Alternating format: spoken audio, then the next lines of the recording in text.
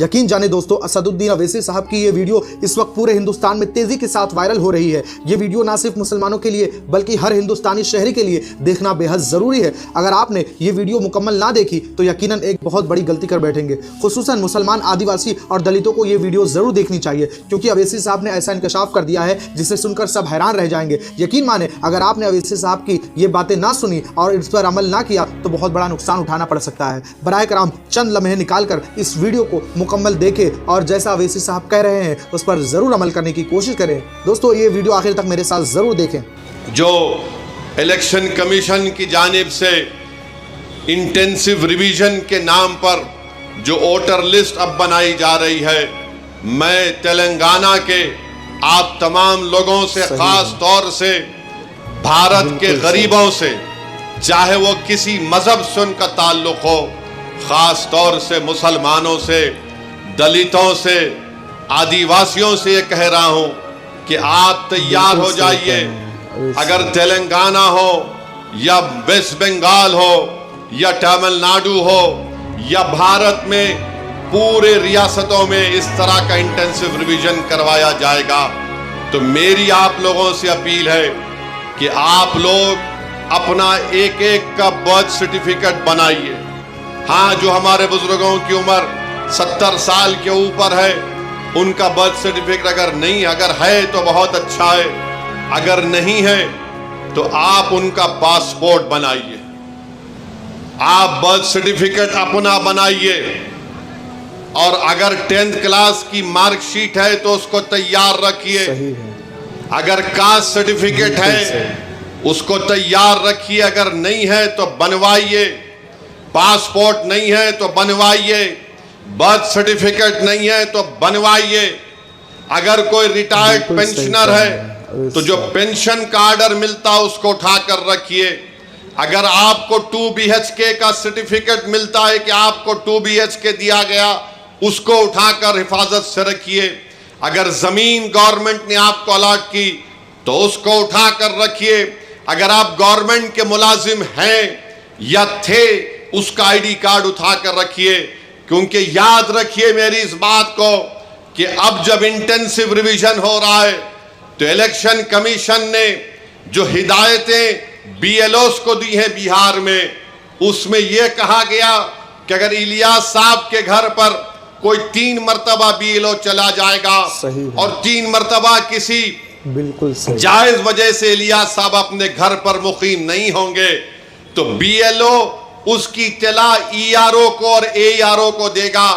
और ये AERO और ERO को इख्तियार हासिल है कि वो 1955 के सिटीजनशिप एक्ट के तहत उन तमाम ओहदेदारों को इत्तला देना कि इलियास साहब शायद भारत के नागरिक नहीं है, तो ये सिटीजनशिप का मसला पैदा हो जाएगा।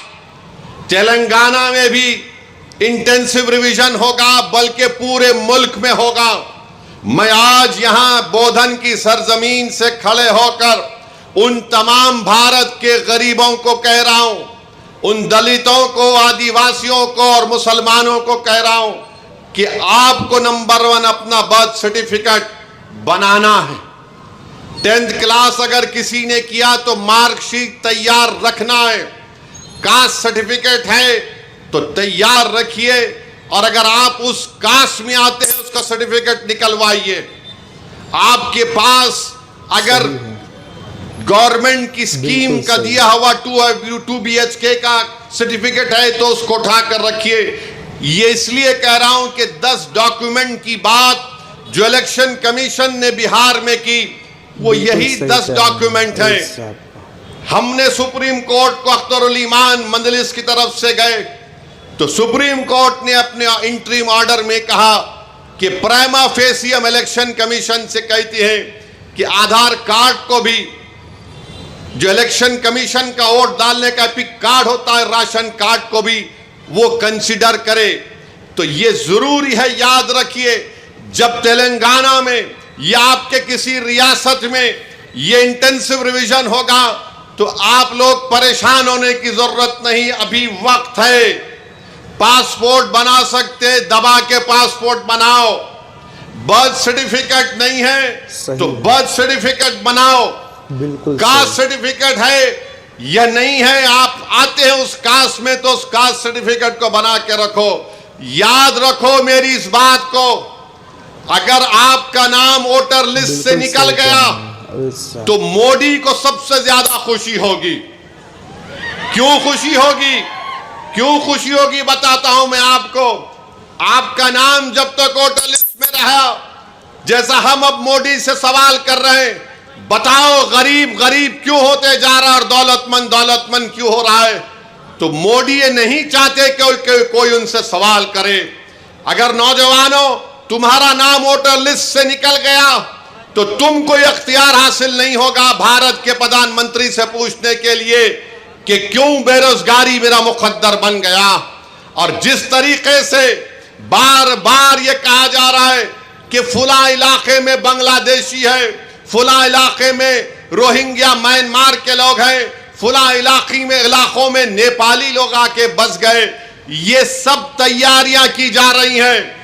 मैं आपको जिम्मेदारी से बाखबर कर रहा हूं। ये जज्बात में लाने के लिए, ये डराने के लिए नहीं कह रहा हूं। ऑन रिकॉर्ड कह दिया गया कि पूरे भारत में इंटेंसिव रिवीजन होगा और तेलंगाना में जो लास्ट इंटेंसिव रिवीजन हुआ था, मेरे ख्याल से अगर मेरा हाफिजा सही है तो 2007 में या फिर 2002 में हुआ था। मगर ये चीज की तैयारी करके रखिए।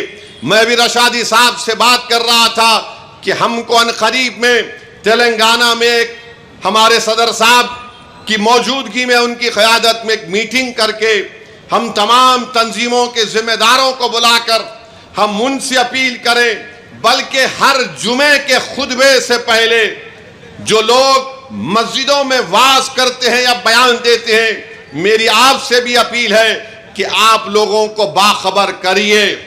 ये साजिशें की जा रही हैं। कल तुम्हारा नाम वोटर लिस्ट से निकल गया तो वोट डालना तो दूर की बात, कोई आकर तुमसे कहेगा कि अपनी शहरियत साबित करो, फॉरेनर्स ट्रिब्यूनल को भिजा दिया जाएगा। उसका भी एक प्रोसीजर है। पहले एसपी बॉर्डर को बोला जाएगा, एसपी बॉर्डर लेटर लिखेगा मिनिस्ट्री होम अफेयर्स को, वहां पर 3 ऑफिसर के दस्तखत के बाद आपका मुकदमा चलेगा। यानी आप अपने रोजगार से महरूम। सबसे ज्यादा बड़ी चीज यह है कि आप अपनी इज्जत से महरूम हो जाएंगे। लोग आपको उंगली उठाकर बोलेंगे अरे इसका नाम वोटर लिस्ट से निकल गया, ये भारत का शहरी नहीं है। इसीलिए आप याद रखो, अभी से मैंने जो बात कही उस पर अमल करने की कोशिश करिए।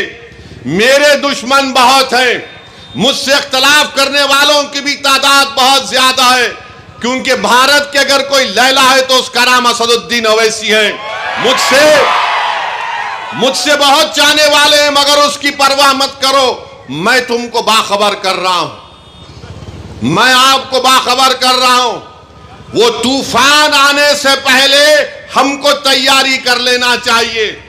साजिश करने वाले की साजिश में उसको नाकाम करने के लिए हमको आज से तैयारी करना पड़ेगा। दोस्तों आपने ये वीडियो आखिर तक जरूर देखी होगी। अवैसी साहब क्या कह रहे हैं? इलेक्शन कमीशन की जानिब से वोटर लिस्ट की जो तफसील होने जा रही है वो बहुत ही खतरनाक नतायज ला सकती है। अवैसी साहब का कहना है कि ये सिर्फ तेलंगाना या बिहार तक महदूद नहीं है, बल्कि पूरे मुल्क में लागू किया जाएगा। इसलिए मुसलमानों और दलितों और आदिवासियों को अभी से तैयार हो जाना चाहिए कि उन्हें क्या करना है। नंबर 1, अपना बर्थ सर्टिफिकेट बनवाएं। नंबर 2, अगर 10वीं जमात की मार्कशीट है तो तैयार रखें। और नंबर 3, कास्ट सर्टिफिकेट है तो उसकी कॉपी महफूज रखें, अगर नहीं है तो उसे अभी ज़रूर बनवाएं। और नंबर 4, पासपोर्ट नहीं है तो ज़रूर बनवाएं। और नंबर 5, अगर कोई रिटायर है जो जिससे पेंशन मिला करता था, उसे चाहिए कि पेंशन ऑर्डर संभाल कर रखे। और नंबर 6, गवर्नमेंट की जानिब से दी गई स्कीम जैसे 2 BHK की सर्टिफिकेट हो तो उसे भी महफूज रखें। नंबर 7, अगर ज़मीन अलाउड की गई हो या सरकारी मुलाजिम का ID कार्ड हो तो सब कुछ तरतीब से रखें, क्योंकि अब इलेक्शन कमीशन ने BLOs को सख्त हिदायत दी है। अगर कोई शहरी 3 मरतबा घर पर ना मिले तो उसकी शिकायत आगे बढ़ाई जाएगी और उसे वोटर लिस्ट से खारिज किया जा सकता है। दोस्तों सबसे खतरनाक बात यह है, फिर उस शख्स पर 1955 की सिटीजनशिप एक्ट के तहत सवाल उठाया जा सकता है कि ये भारतीय शहरी है या नहीं। ये महज डराने की बात नहीं है, बल्कि एक हकीकत है जिसकी तैयारी अवैसी साहब अभी से करने को कह रहे हैं। अगर आपका नाम वोटर लिस्ट से हटा दिया गया है तो आप न सिर्फ अपना वोट का हक खो बैठेंगे, बल्कि आपकी शहरियत पर भी सवाल उठाया जा सकता है और फिर आपको फॉरेनर ट्रिब्यूनल में ले जाया जा सकता है, जहां आपको अपनी शहरियत साबित करनी होगी। और अगर खुदा ना करे कि आप अपनी शहरियत साबित ना कर सके तो ना सिर्फ रोजगार बल्कि इज्जत भी खतरे में पड़ जाएगी। लोग आप पर उंगलियां उठाएंगे, कहेंगे अरे ये तो वोटर लिस्ट से ही निकाल दिया गया, ये हिंदुस्तानी नहीं है। तो दोस्तों आखिर में अवैसी साहब ने क्या कहा? मेरे दुश्मन बहुत हैं, इख्तिलाफ करने वाले और भी ज़्यादा हैं, मगर मैं तुम्हें बाखबर कर रहा हूँ तूफान आने से पहले तैयारी करनी ज़रूरी है। साजिशों को नाकाम बनाने के लिए हमें अभी से उठ खड़े होना होगा। और इसलिए दोस्तों अवैसी साहब की ये पूरी बात ध्यान से सुने और इस पर अमल करना शुरू करें, क्योंकि ये जो खतरा अभी बिहार में आया है वो कल आपके इलाके में भी आ सकता है। दोस्तों इस वीडियो को जितना हो सके अपने दोस्तों रिश्तेदारों तक ज़रूर पहुंचाएं, ताकि वो भी इस साजिश से बाखबर हो जाएं और तैयार हो सके। ये सिर्फ एक वीडियो नहीं बल्कि एक बेदारी की मुहिम है। अब नहीं जागे तो बहुत देर हो जाएगी। फिर मिलेंगे एक नई वीडियो के साथ। अस्सलामु अलैकुम वरहमतुल्लाहि वबरकातुहू।